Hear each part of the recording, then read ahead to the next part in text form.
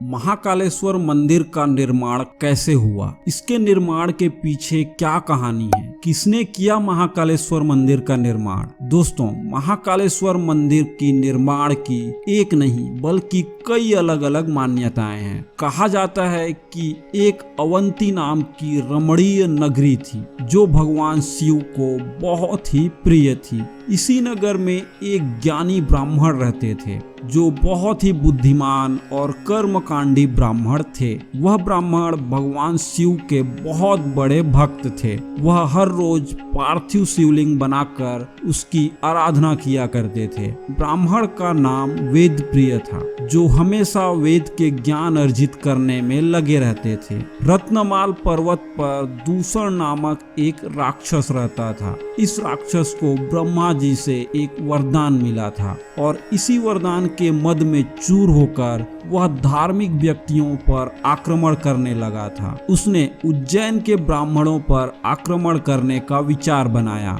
और उसने अवंती नगर के ब्राह्मणों को अपनी हरकतों से परेशान करना शुरू कर दिया। वह ब्राह्मणों को कर्मकांड करने से मना करने लगा और धर्म कर्म का कार्य रोकने के लिए कहने लगा, लेकिन ब्राह्मणों ने उसकी इस बात को ध्यान नहीं दिया। उसके बाद राक्षसों द्वारा उन्हें आए दिन परेशान किया जाने लगा, जिससे तंग आकर सभी ब्राह्मणों ने भगवान शिव से अपनी रक्षा के लिए प्रार्थना करना शुरू कर दिया। ब्राह्मणों के इस विनय पर भगवान शिव ने राक्षसों के अत्याचार को रोकने से पहले उन्हें एक बार चेतावनी दी, लेकिन राक्षस नहीं माने और फिर एक दिन राक्षसों ने हमला कर दिया। इससे क्रोधित होकर भगवान शिव धरती फाड़कर महाकाल के रूप में प्रकट हुए। नाराज भगवान शिव ने अपनी एक हुंकार से ही दूसरा राक्षस को वहीं पर भस्म कर दिया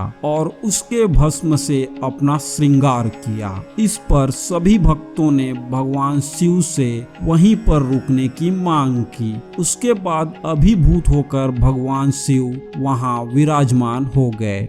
दोस्तों, शिव पुराण की कथा के अनुसार उज्जैन में चंद्रसेन नाम का राजा शासन करता था जो कि शिव भक्त था। भगवान शिव के गणों में से एक मणिभद्र से उसकी मित्रता थी। एक दिन मणिभद्र ने राजा को एक अमूल्य चिंतामणि प्रदान की, जिसको धारण करने से चंद्रसेन का प्रभुत्व बढ़ने लगा। यश और कीर्ति दूर दूर तक फैलने लगी। इससे दूसरे राज्यों के राजाओं में उस मणि को पाने की लालसा जाग उठी और कुछ राजाओं ने चंद्रसेन पर हमला कर दिया। राजा चंद्रसेन वहां से भागकर महाकाल की शरण में आ गए और उनकी तपस्या में लीन हो गए। दोस्तों, कुछ समय बाद वहां पर एक विधवा गोपी अपने 5 साल के बेटे के साथ पहुंची।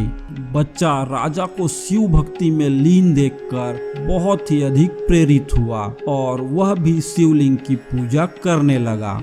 बच्चा शिव की आराधना में इतना लीन हो गया कि उसे उसकी माँ की आवाज भी सुनाई नहीं दे रही थी। उसकी माँ उसे भोजन के लिए बार बार आवाज लगा रही थी। बच्चे के न आने पर गुस्साई माँ उसके पास गई और उसे पीटने लगी और शिव पूजा की सामग्री भी फेंक दी। बच्चा माँ के इस व्यवहार से बहुत दुखी हो गया। दोस्तों, तभी वहाँ पर एक चमत्कार हुआ और भगवान शिव की कृपा से वहाँ पर एक सुंदर सा मंदिर निर्मित हो गया, जिसमें दिव्य शिवलिंग भी था और उस बालक द्वारा अर्पित की गई पूजा सामग्री भी थी। इस तरह से वहाँ पर महाकालेश्वर ज्योतिर्लिंग की उत्पत्ति हुई। इस घटना से उस बालक की माँ भी आश्चर्यचकित रह गई। दोस्तों, महाकालेश्वर मंदिर का रहस्य और कहानी की बात करें तो हिंदू पुराण के मुताबिक एक बार ब्रह्मा और विष्णु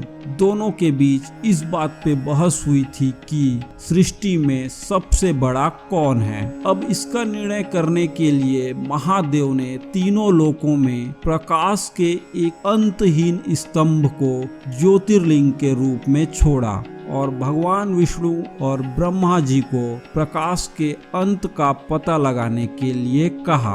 अब ब्रह्मा और विष्णु दोनों स्तंभ के साथ नीचे और ऊपर की ओर यात्रा करने लगे उसमें ब्रह्मा जी झूठ बोलते हैं और कहते हैं कि उन्हें अंत मिल गया। उसके कारण भगवान विष्णु हार मान लेते हैं, मगर शिव जी प्रकाश के स्तंभ के रूप में प्रकट होते हुए ब्रह्मा जी को श्राप देते हैं कि उनकी पूजा किसी भी स्थान पर नहीं होगी। दोस्तों, महाकालेश्वर ज्योतिर्लिंग वही जगह है जहां भगवान शिव प्रकाश के रूप में प्रकट हुए थे। तो दोस्तों, आपको महाकालेश्वर से जुड़ी ये जानकारी कैसी लगी हमें कमेंट में जरूर बताएं। और महाकालेश्वर मंदिर की विशेषताओं और रहस्यों पर भी हमने वीडियो बना रखा है, जिसका लिंक नीचे डिस्क्रिप्शन में आपको मिल जाएगा और स्क्रीन पे भी आपके सामने आ रही है।